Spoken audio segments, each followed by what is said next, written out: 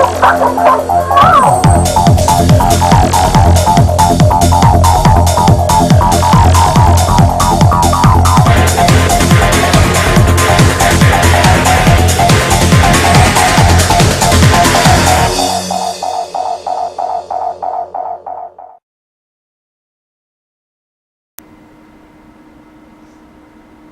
Mark Meckler, and you're watching GVTV News.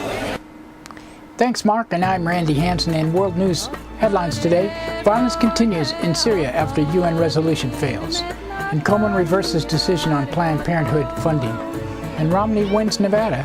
Low voter turnout reported, and Koch brothers pledged $60 million to defeat Obama, and Bradley Manning to face full court-martial. An Army whistleblower questions U.S. success in Afghanistan, and U.S. to expand use of special forces in Afghanistan. 2011 marked deadliest year for civilians. And Obama says U.S. and Israel are lockstep on Iran, and protests against Iran war held in 80 cities. And Columbia University professor Ahmed Dabashi took part in a New York rally at Times Square. And jobless rate falls at 8.3. Well, whatever. New York AG sues big bank over mortgage database. And 11 Occupy D.C. protesters arrested, encampments evicted. In Egypt to try 19 Americans in foreign funding case, and Yemeni activists arrested in attempting to throw a shoe at President Saleh in New York. And 120,000 Russians protest against Putin. And cold spell linked to climate change kills over 300 in Europe. 3 more Tibetans self-immolate in China in support of Tibet liberation. And indigenous groups in Panama block Pan-American highway. And Iraq-American Dr. Rafael Dafir resentenced to 22 years in prison. GVTV News would like to say the views expressed on our news broadcast do not necessarily reflect the views of NCTV Digital Media Center. But before these stories, GVTV News would like to thank one of our underwriters who supports your only visual video news media in Nevada County. That's right, it's us, GVTV News.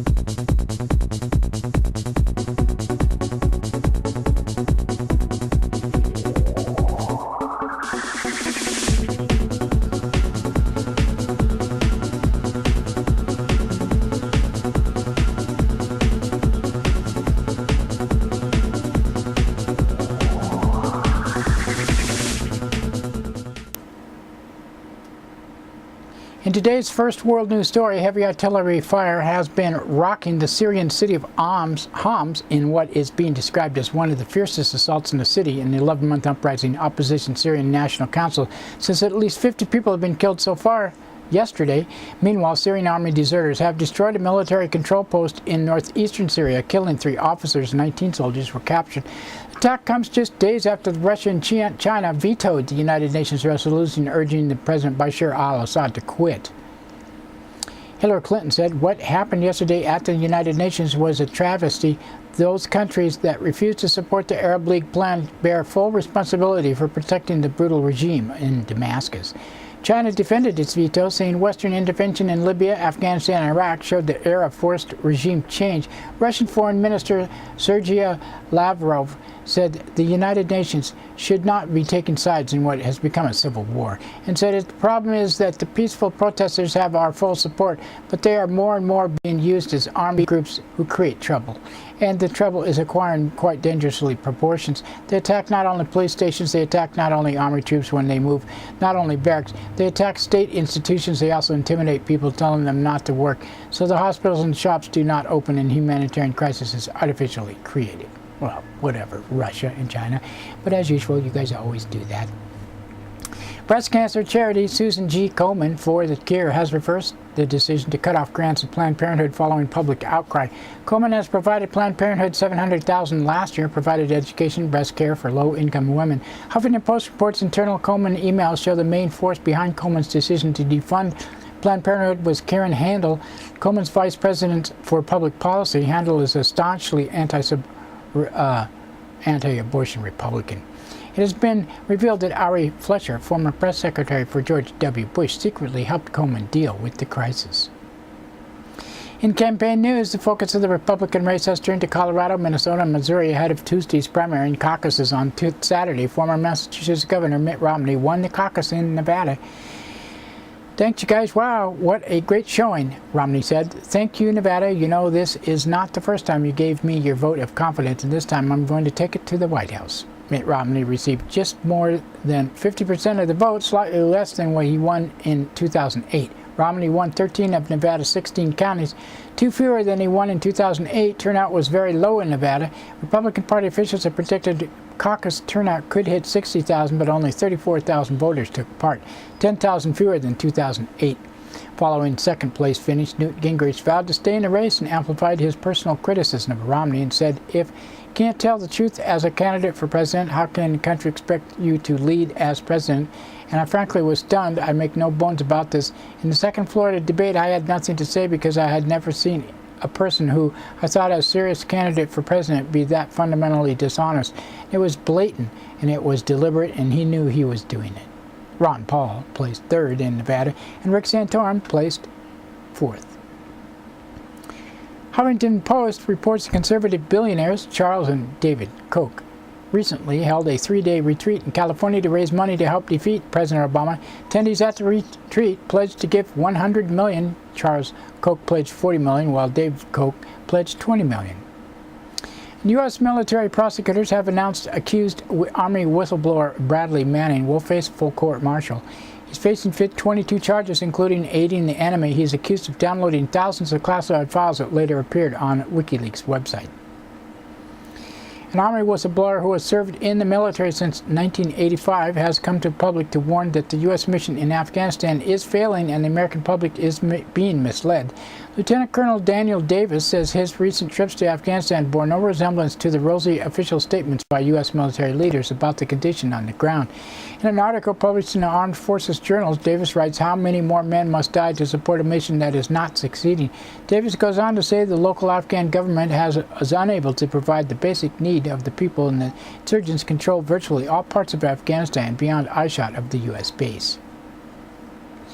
Last week, U.S. Defense Secretary Leon Panetta said he expected transition from combat to training to begin by the middle of 2013, but now Pentagon officials are admitting plans are afoot to expand the role of U.S. Special Operations Forces inside Afghanistan. According to the New York Times, these forces could remain in the country well after the NATO mission ends in 2014. Meanwhile, the United Nations has revealed 2011 was the deadliest year in the war for civilians in Afghanistan. Just more than 3,000 civilians were killed, up 8% from 2010. Georgette Gagnon is the Director of Human Rights at UN Mission in Afghanistan, said 2011 marked the 5th year in a row that we've documented an increase in civilian deaths and injuries. 11,864 civilians in total have died in this conflict in the last 5 years since 2007. United Nations estimates the Taliban and other insurgent groups are responsible for 77% of the civilian deaths. In 2011, U.S., NATO, and Afghan government forces killed at least 410 civilians last year. President Obama said Sunday the United States is working in a lockstep with Israel to deal with Iran's disputed nuclear program. In an interview on NBC, Obama said he does not think that Israel has made a decision yet to attack Iran. And Matt Lauer of NBC said, "Has Israel promised you that they would give you advance warning to any such attack? Should they give you that warning?"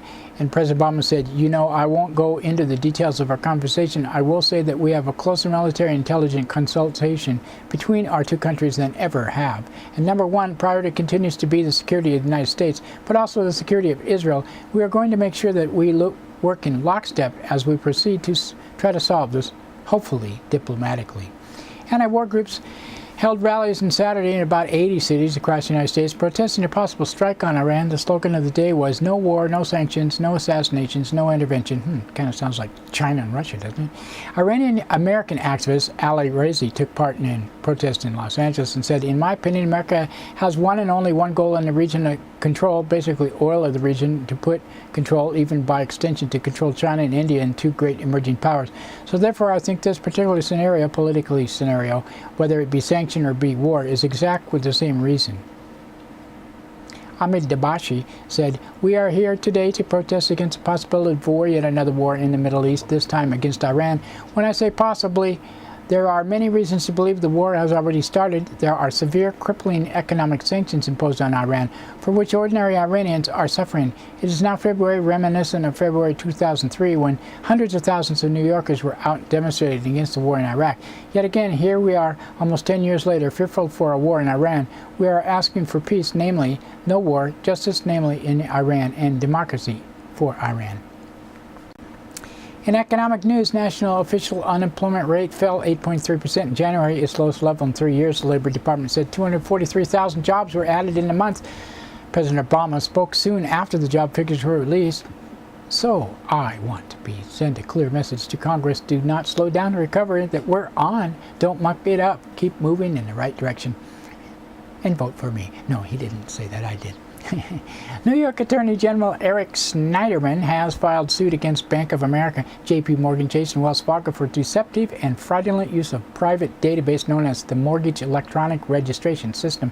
Schneiderman said the mortgage industry created MERS to allow financial institutions to evade country recording fees, avoid them, and facilitate rapid sale and securitization of mortgages en masse. At least 11 Occupy D.C. protesters were arrested Saturday, just blocks from the White House, as the U.S. Park Police evicted the activists who had been sleeping in McPherson Square since October 1st. On Sunday, police also cleared a second encampment at Freedom Plaza. Occupy D.C. protester Todd Fine criticized the police action and said, "It's a bit absurd, and I would say that, you know, the country is pretty far gone when the Park Police look like a branch of the military." Meanwhile, police in Texas have evicted Occupy Austin protesters who had been camping outside the city hall since October. Police have also recently shut down Occupy encampments in Honolulu and Miami. Egypt's military-led government has announced it has put 19 Americans and 24 others on trial for foreign funding of non-governmental organizations. Many of the Americans work for three groups that receive government funding: International Republican Institution, the National Democratic Institute, and Freedom House. Egypt's IRI office is headed by Sam Lahoud, and son of the Transportation Secretary Ray Lahoud. The IRI and the NDI have long been accused of meddling in foreign affairs. Ahead of the 2004 coup in Haiti, IRI trainings in Dominican Republic and Miami, and Haitians took part in a coup that ousted President Jean-Bertrand Aristide. In New York City, a Yemeni activist was arrested Sunday for attempting to throw a shoe at Yemeni President Ali Abdullah Saleh. The activist was taking part in a protest when Saleh emerged from the Ritz-Carlton hotel where he was staying. The protester is organized by Yemeni American Coalition for Change, a group that has criticized the Obama administration's decision to allow Saleh to enter the United States. So you better watch out, or shoes will be flying. In Russia, as many as 120,000 protesters braved cold weather and marched against Prime Minister Vladimir Putin 1 month ahead of the presidential election. His opponent said, "The essence of our demands is simple. Let's do away with absolute supremacy, glory to the public, and give the people back the election." At least 300 people have died in Europe due to the unusually cold weather. Hardest hit has been Ukraine, which at least 131 people died. Mostly people were homeless. The bitter cold has stretched as far south as Algeria, where 16 people have died in weather-related accidents. Some climate scientists say the massive cold spell is linked to the melting of the Arctic Sea ice. And 3 Tibetans in southwestern China have set themselves ablaze in protest against China rule. 1 person died at a scene while the other 2 were seriously injured. At least 19 Tibetans have self-immolated throughout the past 11 months, calling for freedom for Tibet. At least 1 person has died in Panama after police tried to break up a protest by indigenous groups against the recent approval of mines and reservoirs in their region. 4 days, the indigenous groups have blockaded the Pan-American Highway. At least 1 indigenous activist died and another 39 were injured on Sunday. Indigenous leader Rogelio Montezuma said the protest will continue and said, "We can paralyze the entire country. We've been saying it since Monday. They haven't wanted to believe us, and we're showing them now. We don't want them to say that since the National Assembly isn't meeting, we have to wait until Monday." An Iraqi-American doctor, Rafael Dafir, has been resentenced to 22 years in prison. Dafir was arrested in 2003 in part of sending humanitarian aid to Iraq in violation of U.S. sanctions.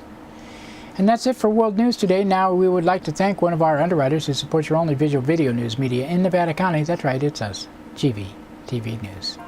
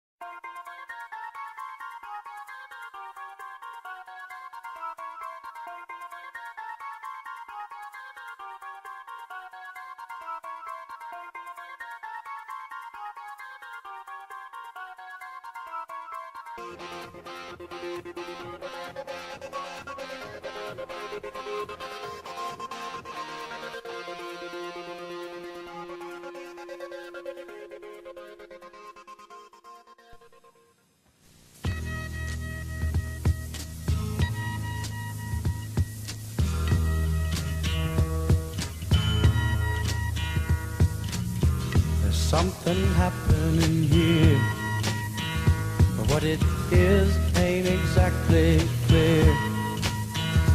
There's a man with a gun over there, telling me I got to beware.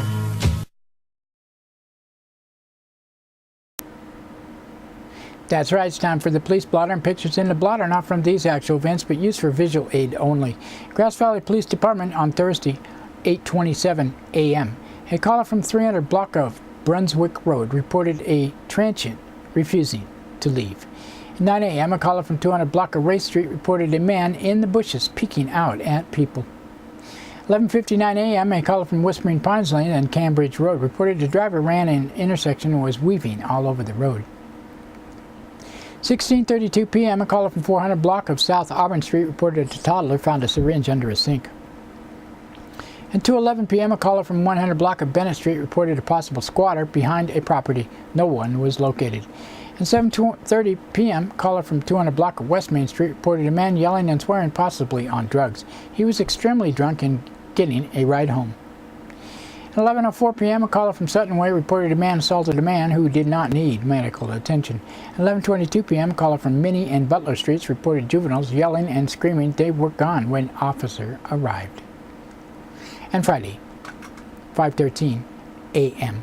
a caller from 600 block of Freeman Lane reported theft of a wallet. At Nevada County Sheriff's Office on Thursday, 9:34 a.m.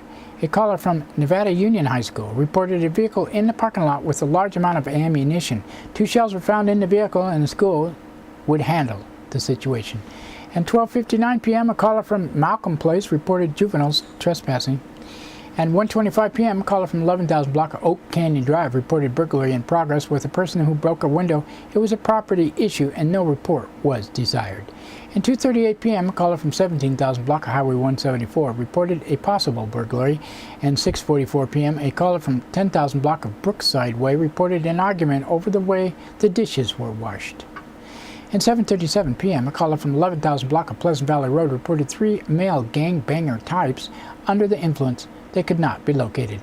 At 9:48 p.m. a man from 11,000 block at Thornycraft Way reported a man reached out and pinched his nose during an argument.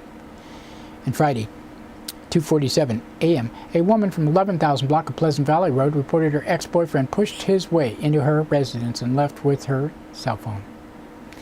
And Nevada City Police Department on Thursday, 11:07 a.m.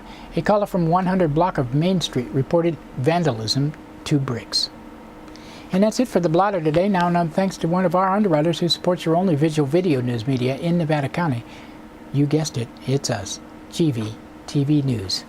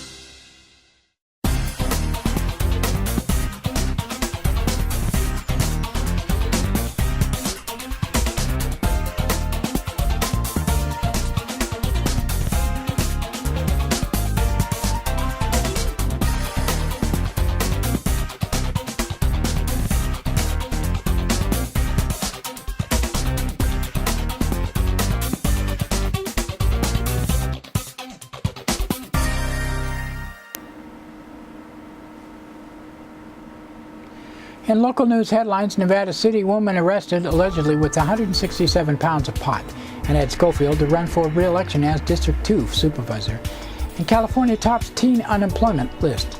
In today's first local story, a Nevada City woman was arrested after being stopped in Illinois for allegedly carrying 167 pounds of marijuana. Kara Ringland, age 32, was pulled over by officers Tuesday afternoon on Interstate 80 near Peru, Illinois. She had been charged with unlawful possession of cannabis with intent to deliver, with a possible prison term of between 6 and 30 years with no possibility of probation.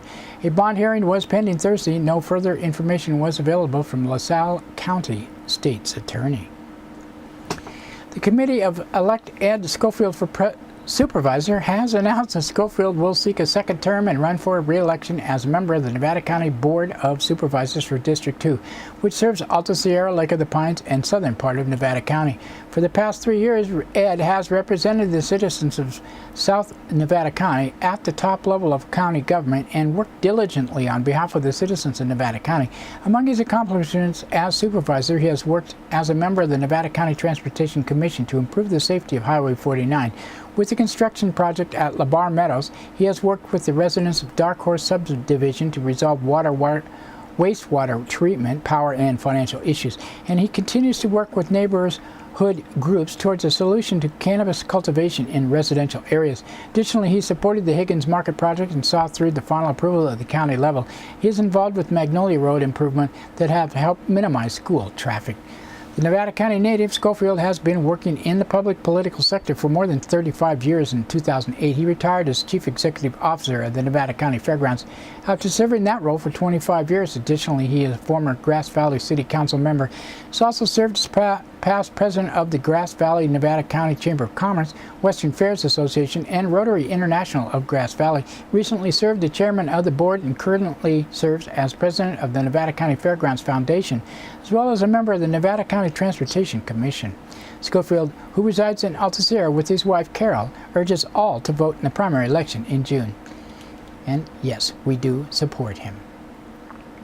And a story about Christopher Rosacker of the Union. With more than 35% of the teens actively and unsuccessfully seeking unemployment in 2011, California had the highest average rate of teen unemployment among states based on Bureau of Labor Statistics data. Teen unemployment comprises 16 to 19-year-olds who are actively looking for employment, said Michael Saltzman, an Employment Policy Institute research fellow.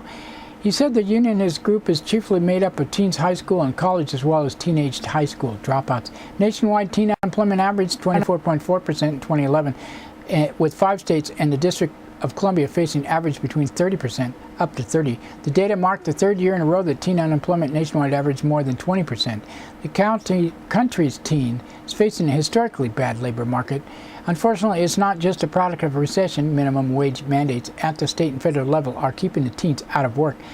After California's 35.2% teen unemployment, Missouri has 32.7%, North Carolina 32%, Nevada 31.9%, and Washington 30.4%. Teens are less attached to the labor force and many working part-time, so they are often the first to go. Teens have tended to work in the service sector, such as in sales, restaurants, and retail, but they're more older adult hunting for jobs. Saltzman says employers are often filling those roles with more experienced applicants. Jobs that young people used to fill in some cases aren't there anymore. We may be at a point where teens are finding the traditional opportunities aren't around anymore. The harder it is for teens to find a job, the more important it is to find other ways to put experience on their resume, Saltzman said, pointing to internship and neighborhood entrepreneur opportunities. Nicola Murphy, a career development consultant who works with the youth in the Grass Valley One-Stop Business and Career Center. Among other responsibilities, Murphy helps young locals find education opportunities so they are more qualified when the job does open. Hey, you can always work at NCTV. They're always looking for interns. And what we're finding is that many assistants in education to be more successful to the job, those who have high school diploma or tend to make more in the workforce. Furthermore, Murphy helps teens and young adults find opportunities they may not know they qualify for. Barriers such as low income status or being at risk may qualify teens for paid internships. Our nation's young people are desperate need of experience and earning potential and entry-level jobs provides, Saltzman said, taking a position against minimum wage hikes. Instead of putting up new barriers of of employment policymakers at the state and federal level should it make it easier for employers to hire them. And that's it for local news today. Now we'd like to thank the union and Amy Goodman, Reuters, Associated Press, and others for the source of our news, and you for watching. You can watch us on we broadcast on Comcast Cable, NCTV Channel 11, Nevada County, 8 a.m., 3 p.m., 7:30 p.m., Monday through Friday, Southern Link 16, and Truckee and Alta Sierra. We also stream on the internet at NCTV Digital Media Center at NevadaCountyTV.org and our site, GVTV.org. And don't forget Grass Valley Television that plays 24/7, GrassValleyTelevision.com. We post to Facebook, YouTube, Blip.tv, and many other sites, and have RSS feed and video podcast on iTunes. Just search under video podcast for GVTV News. Content is controlled by the producer of this newscast, me, Grass Valley Television, and is not necessarily the opinion of NCTV Digital Media Center. Grass Valley Television also videotapes local events around Nevada County, and if you have a need for video, you can always ask us for information about that, GrassValleyTelevision.com. 362-8889, this show produced by Grass Valley Television at Rural Counties Television Network. Talk to you tomorrow, should be Wednesday. Christopher's Old World Deli and Catering Company has brought its delicious food and service downtown Grass Valley. Do you like desserts? They got them. You like international style lunches? They got them. Christopher's Deli and Catering for parties, get-togethers, weddings, or whatever. Open 7 days a week.